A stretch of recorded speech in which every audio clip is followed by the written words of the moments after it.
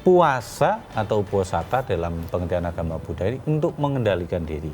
Nah, untuk mengendalikan diri, Buddha menjelaskan ada 8 aturan moral yang harus ditaati. Kita hidup di dunia, tetap secara dunia berjalan, tapi juga tidak melekat sepenuhnya dengan dunia. Ada kala atau waktunya untuk belajar melepaskan dunia. Di saat atas sila, walaupun kita punya istri atau suami, itu tidak boleh sekamar.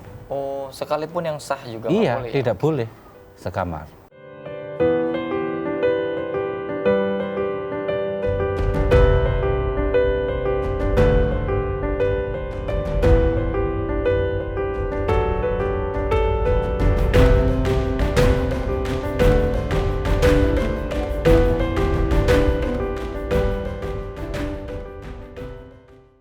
Kembali lagi bersama saya Sultan Rifandi dalam acara Interfaith di Mata Milenial Indonesia TV, Matanya Indonesia, masih dengan Pak Metiko.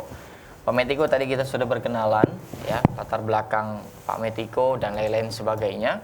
Sekarang kita akan membahas terkait dengan berpuasa dalam ajaran agama Buddha.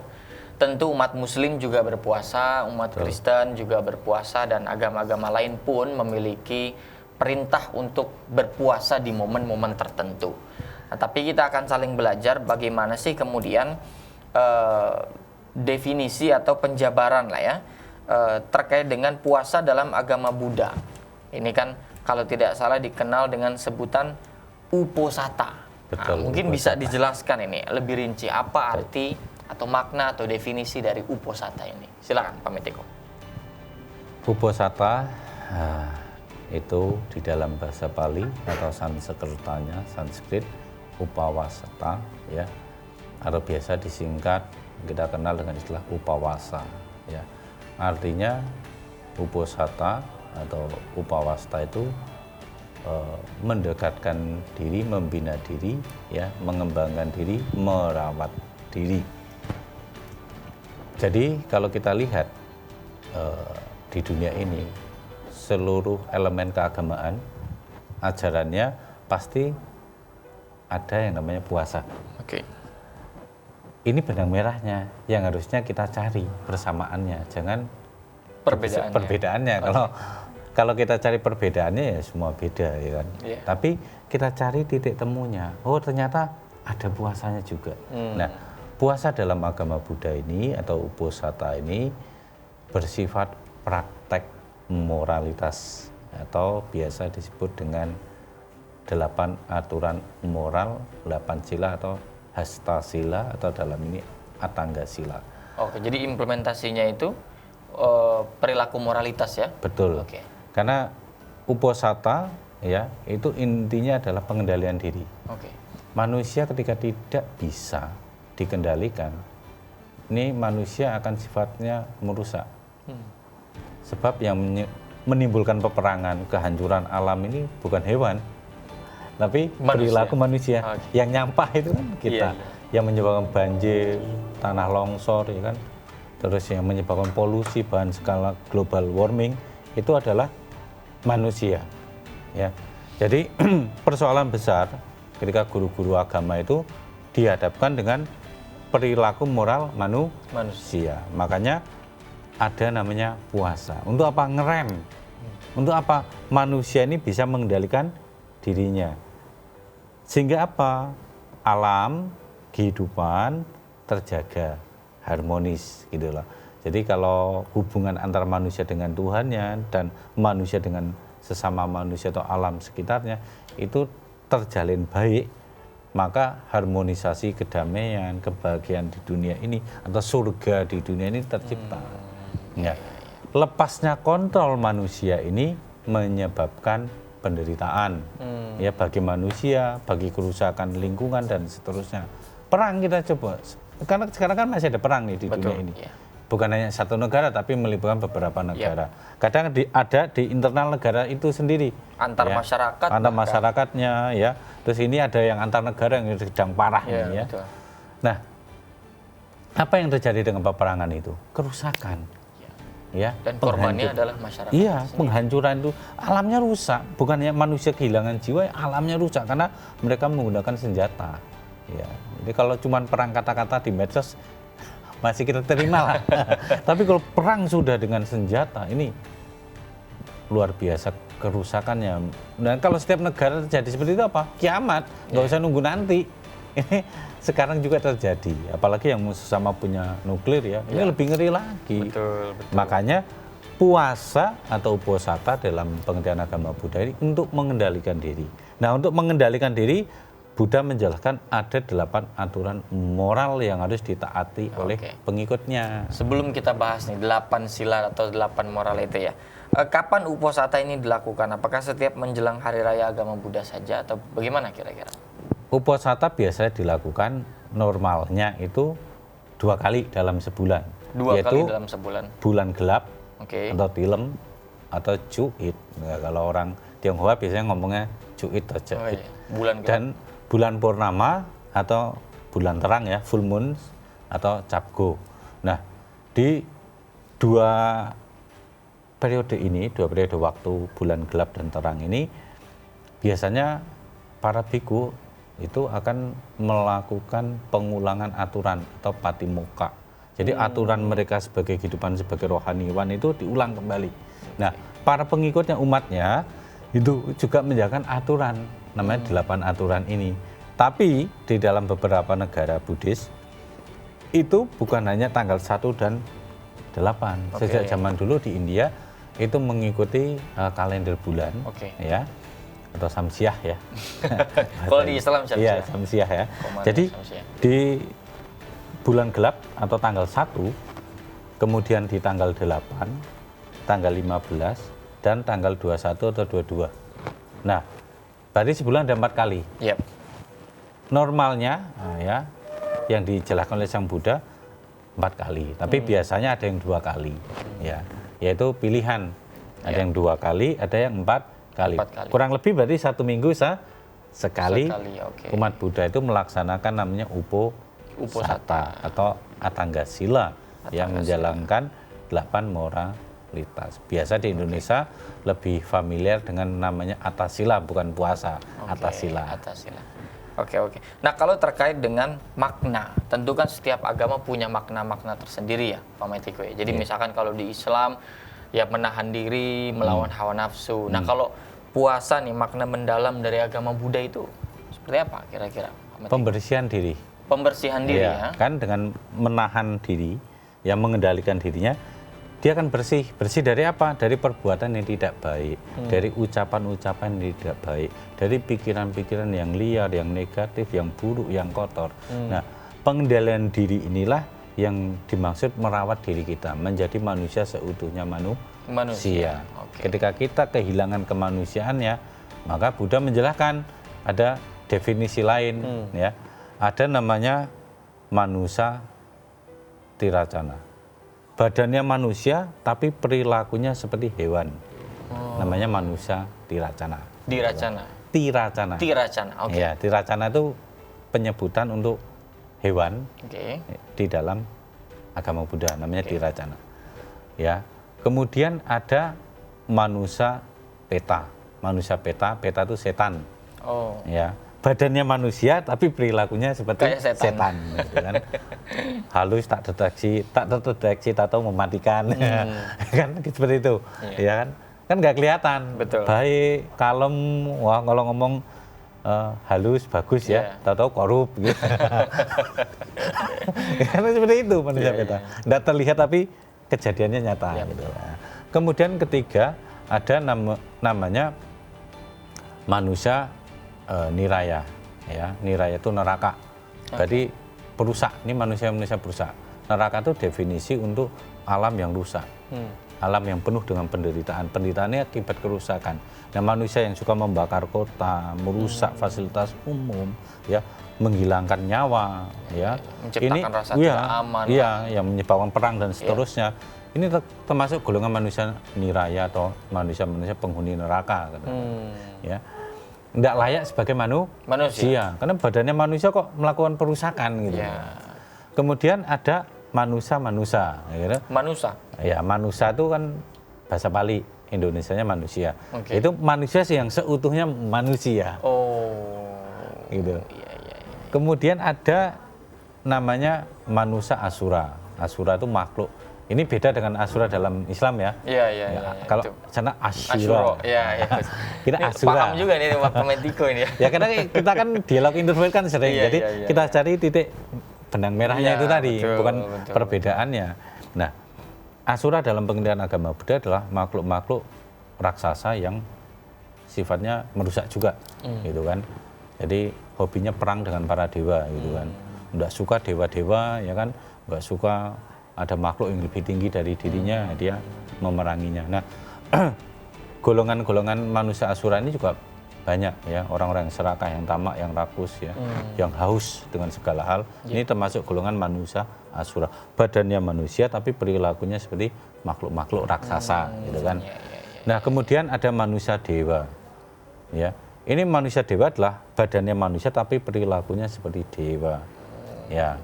Perilaku seperti dewa bagaimana? Yang lembut, yang halus, yang disakitin, yang nggak bales nyakitin, gitu kan. Kalau sama manusia ya dicubit ya masih kadang mau bales gitu kan. Kalau manusia dewa enggak, dia menolong tanpa pamrih. Masih banyak hari ini tuh manusia dewa. Kayaknya banyak. Mungkin di antara kita di sini ada, gitu kan. Karena pasti ada yang mungkin sirik, marah atau iri dengan kita, kita nggak mau tanggepin. Ini kita sudah menjadi perilakunya lebih unggul daripada manusia, manusia dewa. Jangan sampai ke bawah tapi ke atas. Nah, tujuan dari puasa Buddhis atau atasila untuk menciptakan itu. Minimal jadi manusia yang seutuhnya manusia yang manusia tadi ya. Manusia itu kan, manusia. Nah, Pak Metiko, kalau kemudian tata cara pelaksanaan puasa, kan kalau di Islam mungkin mulai dari imsak ya, subuh, terus bukanya maghrib. Nah, kalau dan dia tidak boleh makan, tidak boleh minum gitu ya, dan lain-lain sebagainya. Nah, kalau di tata cara di agama Buddha ini berpuasanya seperti apa? Kita akan bahas di segmen berikutnya Pak Metiko. Jangan kemana-mana, tetap saksikan Interfaith hanya di Mata Milenial Indonesia TV, matanya Indonesia.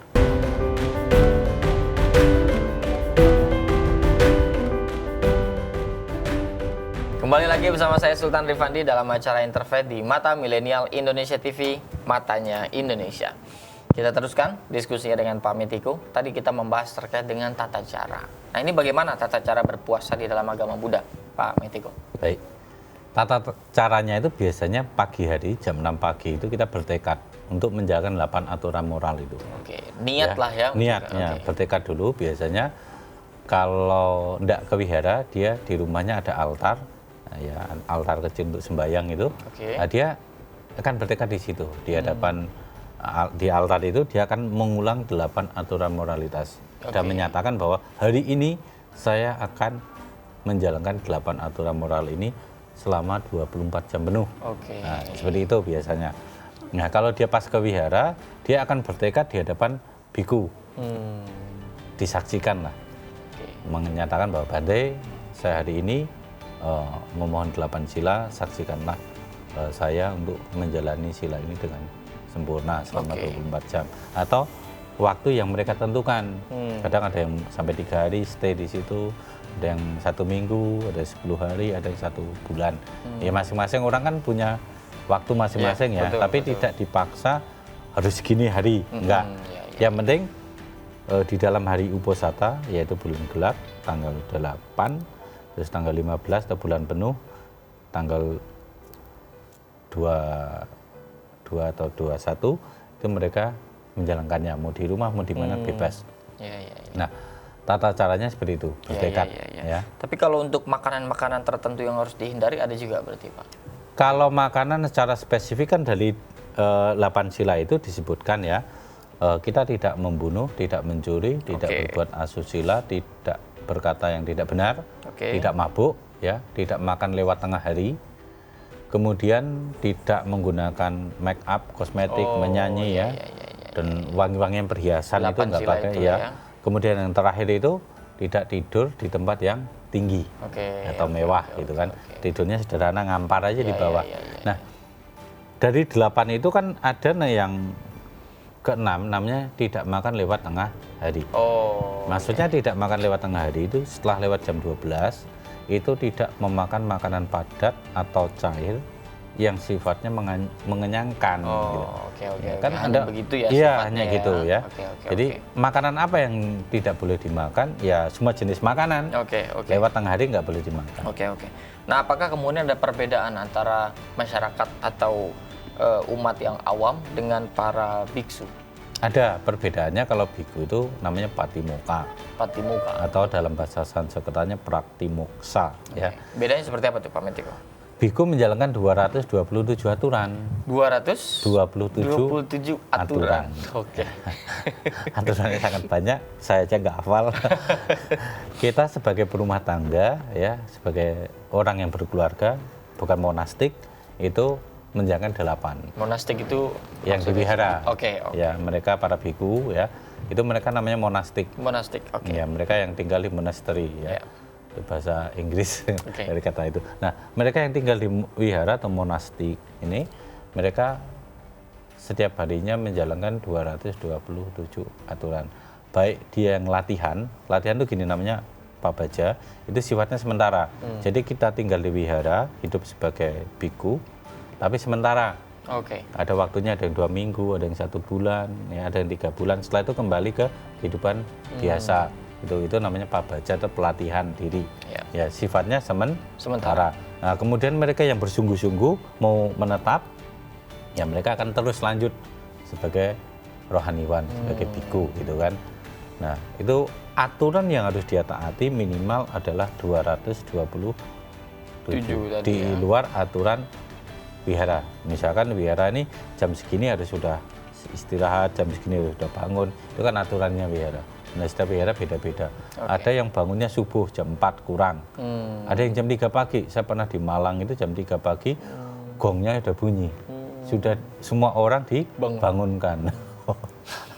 Terus masuk ke ruangan dharmasala, ruangan wihara itu meditasi. Meditasi kurang lebih jam 5 pagi itu setelah azan subuh selesai, biar nggak bareng. Mereka mulai sembahyang pagi atau puja bakti pagi. Gitu. Jam 6 selesai, baru jam 7 kurang lebih sarapan. Jadi memang punya aturan lagi ya di tiap-tiap masing vihara. Betul. Nah, kemudian seberapa penting puasa dalam agama Buddha? Apakah kemudian puasa ini sebuah kewajiban dalam agama Buddha atau seperti apa, Pak Metiko? Kalau Sang Buddha menyebutkannya sebagai bentuk pelatihan diri atau dalam bahasa Pali samwara, ya, seseorang harus mengendalikan pikiran, ucapan dan perbuatannya. 8 sila ini mengatur atau mencakup semuanya untuk mengendalikan manusia dari pikirannya, ucapannya hingga perbuatan jasmaninya. Makanya ini penting. Nah, karena penting sebagai perumah tangga kan tidak mungkin setiap hari. Ya. Tentu dia mau ketemu orang, mau kondangan, masa bau badan kan nggak mungkin. Tetap pakai wangi-wangi, tetap pakai perhiasan. Karena sebagai perumah tangga itu sah. Nah, tapi sebagai seorang monastik, ya dia nggak boleh pakai ini, yang nggak boleh pakai jam tangan, nggak boleh gitu loh. Ya, kalau sebagai perumah tangga bebas gitu kan. Tapi di setiap hari yang sudah ditentukan itu, tanggal 1, 8, 15 atau 21, 22, mereka harus menjalankan 8 sila ini. Jadi kita hidup di dunia tetap secara dunia berjalan, tapi juga tidak melekat sepenuhnya dengan dunia. Ada kala atau waktunya untuk belajar melepaskan dunia. Jadi benar-benar memisahkan juga tidak, tapi benar-benar mengejar seolah-olah segalanya itu tidak juga ya. Karena kalau kita kejar dunia ini satu, tidak ada habisnya. Ada waktu kita habis. Waktu kita habis. Nah, setelah selesai dari dunia ini mau kemana? Kan karena dunia ini impermanen, ya, tidak kekal. Kehidupan kita tidak kekal. Sampai usia berapa sih? 50-60 mungkin ya.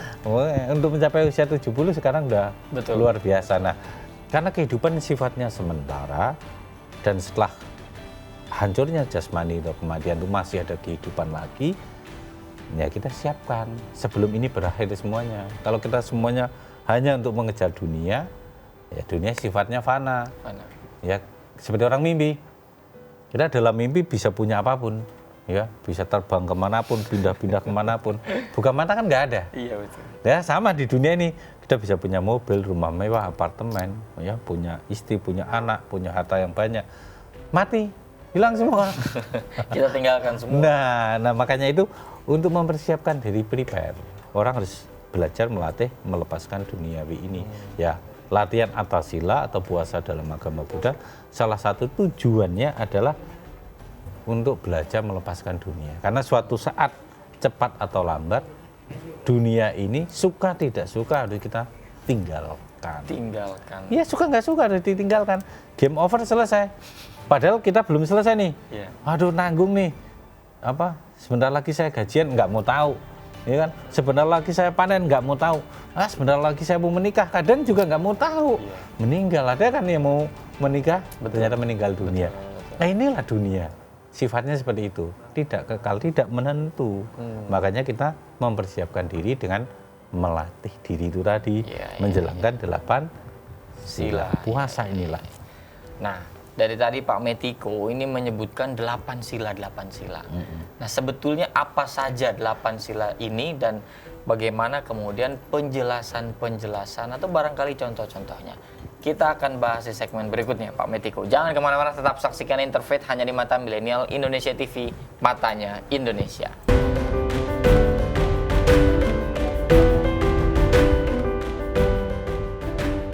Kembali lagi bersama saya Sultan Rifandi dalam acara Interfaith di Mata Milenial Indonesia TV, matanya Indonesia. Pak Metiko, tadi 8 sila sejak segmen 2 berarti ya, segmen 2 ini disebutkan ya sama Metiko. Apa saja kira-kira 8 sila itu, Pak Metiko, dalam tata cara puasa di agama Buddha? Baik, setelah seseorang bertekad untuk menjalankan uposatha atau puasa ini, maka dia harus komitmen menjalankan 8 aturan moral. Yang pertama, tidak membunuh makhluk hidup. Tidak membunuh makhluk hidup. Ya, apapun bentuknya makhluk hidup itu, kita belajar untuk menghargai kehidupan. Karena tidak ada satu makhluk pun yang sebenarnya mau untuk dibunuh. Kita tanya semut, "Mut, mau nggak gua matiin lu?" Dia kan pasti jawab, "Jangan dong bosku." Nah, karena setiap makhluk itu mencintai kehidupannya, kita bisa lihat di dunia binatang atau hewan. Mereka semua dibekali oleh perlindungan atau senjata alamiahnya. Ya, harimau dengan taring dan cakarnya, ular dengan bisanya, buaya dengan taring-taringnya yang tajam, landak itu dengan bulu-bulunya yang berduri. Kalau manusia apa? Ya, manusia kecerdasannya. Nah, setiap makhluk itu, setiap binatang itu memiliki sistem perlindungan diri karena dia takut juga kalau ada mangsanya, mangsa alamiahnya ya. Kan setiap hewan itu ada musuh alamiahnya. Dia takut mati untuk bertahan hidupnya. Betul. Nah, sama juga dengan kita manusia, ya. Kita juga mempertahankan diri, ya, dengan makan, pola hidup yang baik. Itu kan salah satu cara mempertahankan diri. Dengan menjaga moral yang baik kan juga mempertahankan diri. Seperti itulah setiap makhluk mencintai kehidupannya. Sama seperti kita manusia juga mencintai kehidupan. Termasuk ketika orang umat Buddha berpuasa, nepok nyamuk pun, bunuh nyamuk pun nggak boleh? Enggak. Bagaimana kalau itu nyamuk diet? Aedes aegypti misalnya. Aedes aegypti gitu kan bisa dihindari, kita pakai lotion, pakai kelambu gitu kan. Kalau kita bisa menghindari, hindari. Makanya di sila pertama adalah menghindari pembunuhan makhluk hidup. Ya. Kalau petani lagi nyangkul ada cacing di dalamnya kan nggak bisa dihindari. Ya otomatis ya enggak apa-apa. Nggak tahu, karena nggak ada niat untuk membunuhnya. Makanya disebut menghindari pembunuhan makhluk hidup. Sebisa mungkin untuk tidak membunuh. Gitu. Andai kalau terjadi pembunuhan itu bukan karena niat kita, tapi kayak karena kita petani nyangkul mau gimana. Kita nggak tahu di dalamnya. Iya. Gitu. Tapi kalau bisa jangan sama sekali. Nah, yang kedua, tidak mengambil barang yang bukan milik atau mencuri. Ya. Mencuri ini penjabarannya luas. Luas sekali. Ya, dan bentuk jenis pencurian ini kan luas juga. Betul. Ya, ada yang jambret, copet, ya kan, ada yang begal, ada yang rampok, ada yang korupsi, macam-macam ya. Mengambil barang yang bukan milik, apapun itu bentuknya. Ya. Kecuali ya ini silakan diminum, ya itu kan sudah ditawarkan, dipersilakan kita minum. Kalau tidak dalam atasila ya, ini nggak boleh kita minum.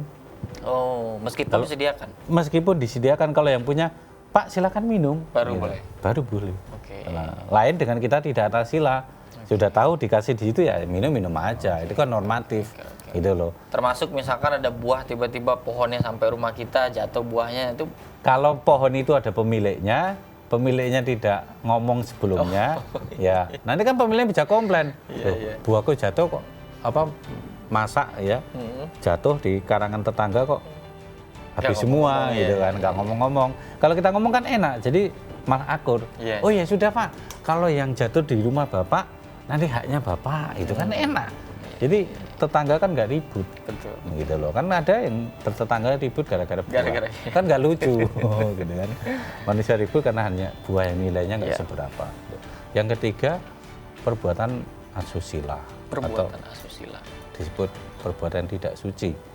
Karena pengertian asusila ini bukan hanya hubungan dengan lawan jenis yang tidak sah.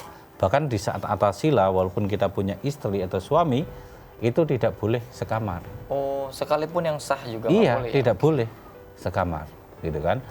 Nah, jadi kalau di 5 sila kita tidak boleh berbuat asusila, artinya bermain ya zina. Ya. Tapi kalau di dalam atasila itu kita tidak boleh asusila, itu bahkan bersentuhan saja tidak boleh, sekalipun itu dengan istrinya. Itu ada jangka waktunya, Pak? Ya, selama dia tekad 24 jam. Oh, 24 jam. Ya, kalau dia tekadnya 1 minggu ya 1 minggu. Kalau dia tekadnya selama 10 hari atau 1 bulan, 1 bulan. Ada ketentuannya atau memang itu dipersilahkan pada masing-masing individu? Kalau waktunya ya tekadnya masing-masing, karena kan kesibukan orang tidak sama. Aktivitas, saya hanya bisanya 3 hari, silahkan. Yang penting kamu pernah melatih ini. Mau bisanya 1 minggu ya silahkan. Atau berapapun ya silahkan. 1 tahun bahkan ya. Ya kalau kuat silahkan. Tapi biasanya kalau di atas 1 minggu biasanya sudah ke monastik. Karena tidak mungkin di dalam rumah. Pasti kredit. Makanya. Terutama yang ini nih. Iya. Bertekad yang ini nih. Ya, karena kan kalau suami istri gimana, nggak boleh nyampur gitu kan. Nah, itu dia harus komitmen di situ. Loh, wah kok suami istri nggak boleh nyampur ya? Kamu mati kan sama aja, nggak nyampur juga. Ini belajar untuk itu, melepas keterikatan itu. Yang keempat, perkataan atau ucapan yang tidak benar. Ya, ucapan yang tidak benar ini memiliki 4 kaidah. 4 kaidah. Ya. Yang satu, ya, bohong. Bohong, oke. Ya, jadi perkataan yang tidak benar itu satu bohong. Yang 2 kasar. Kasar pun ya. Ya. Yang ketiga, fitnah. Oke. Fitnah, ya ujaran-ujaran kebencian kayak gitu ya. Yang terakhir kosong, omong kosong. Omong kosong. Jadi nggak boleh. Ya, perkataan yang kasar, yang memfitnah, yang kosong. Berlaku juga di media sosial itu ya. Sama. Ya. Kita nggak mengucapkan itu dari pikiran. Langsung kita ketik, hanya jadi kata-kata bukan ucapan. Ya. Itu yang keempat, poin keempatnya. Yang kelima, tidak boleh makan atau minum yang memabukkan. Ini yang memabukkan itu kan banyak. Bukan hanya minuman keras, ya, bukan hanya wine atau jenisnya. Tapi juga sekarang ada psikotropika, ya, bahasa gaulnya narkoba lah, macam-macam jenisnya. Nah itu juga tidak boleh disentuh, ya, apalagi sampai mengkonsumsinya. Itu aturannya jelas. Yang kelima. Yang keenam, tidak makan lewat tengah hari atau wikala bojana. Jadi pembatasan tentang makan. Loh kok kenapa makannya dibatasin? Karena sebenarnya begini, kesehatan kita kan ditentukan oleh makanan juga. Yep. Penyakit kita juga ditentukan oleh makanan juga. Ya, betul. Apapun yang masuk ke dalam konsumsi tubuh kita, itulah sumber sehat atau sakit kita. Yep. Apapun yang keluar dari mulut kita, ya itu sumber selamat dan celaka kita. Yep. Nah, makanya yang ke sila ke-6 itu tidak makan lewat tengah hari, dibatasin makannya. Ya, biar nggak jadi kolesterol, biar nggak jadi gula darah, ya, dan seterusnya. Karena kalau makan terus ya namanya nggak mengendalikan diri. Gitu. Dan itu selama 24 jam juga 24 atau selama jam, bertekad? Atau selama dia bertekadnya. Kemudian yang ketujuh, ya, itu dia tidak mengenakan wewangian, tidak menonton musik, tidak menari, ya, tidak mengenakan perhiasan atau hal-hal yang sifatnya untuk mempercantik diri. Itu dia tidak dikenakan. Biasanya karaoke ya nggak bisa karaoke di rumah. Ada senengnya nonton dangdut ya, nggak boleh nonton musik dangdut karena ini melatih diri. Lalu apa bedanya dengan tidak melatih diri kalau masih menikmati itu? Wah, saya sukanya jazz, jadi dia menonton jazz itu. Ya ada playernya nggak boleh, ya kan. Loh, kalau pas dia ada nonton TV, mungkin ketemu berita, silakan nonton beritanya. Tapi habis itu kalau ada acara dangdut ya skip, pindah. Atau biasanya bola, ya. Bola kan hiburan juga. Betul. Ya, nanti dia kan terbawa euforia, lupa praktek, asik nonton bola. Ya. Tapi kalau nggak atasila boleh Kak, silakan gitu kan, nggak dilarang. Terus yang ke-8 yang terakhir, ya, menghindari tidur di tempat tinggi dan mewah. Oke. Tinggi dan mewah. Nah, aturan di dalam atasila itu tidur tidak boleh setinggi dari lengan. Oh, ya. Dari bawah berarti? Iya, dari bawah itu ranjangnya nggak boleh lebih tinggi dari lengan. Namanya 1 hasta, nggak boleh. Ya, ataupun mewah. Ya mungkin bednya terbuat dari apa-apa, gitu kan. Dia harus tidur lebih rendah dari itu. Kalau bisa, biasanya orang atasila itu ngampar pakai bed tipis saja. Ya, yang penting bisa tidur. Karena pada akhirnya toh kita tidur di tanah. Alas, betul. Nah, itu belajar seperti itu, melepas. Ya. Pada akhirnya kan ranjangnya juga ditinggalkan. Atau kalau umat Buddha yang dikremasi, ya lu nggak ada alas apapun. Alasnya api. Nah, belajar melepas semua hal-hal yang sifatnya duniawi. Gitu, karena cepat atau lambat dunia ini kita tinggalkan. Nah, tadi dari ke-8 itu yang sudah disebutkan oleh Pak Metiko ini, bagaimana kemudian cara seseorang ini melaksanakan kesemuanya? Apa kira-kira sebagian orang sulit sekali atau ternyata mudah? Kita akan jawab di segmen berikutnya. Jangan kemana-mana, tetap saksikan Interfaith hanya di Mata Milenial Indonesia TV, matanya Indonesia.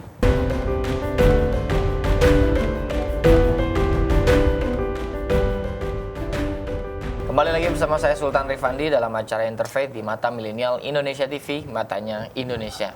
Kita memang kalau berbincang sama Pak Metiko ini nggak kerasa, atau udah segmen akhir saja ya, karena memang asik berdiskusi. Pak Metiko ini kan mungkin kalau saya baca dari ke-8 ini kan sangat berat ya, rasa-rasanya gitu ya.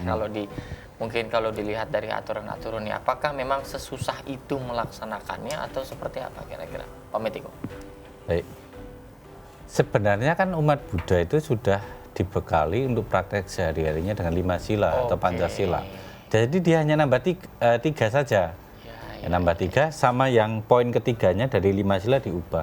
Yang tidak berzina menjadi asusila. Ya, perbuatan-perbuatan yang tidak suci, yang tidak bersih gitu.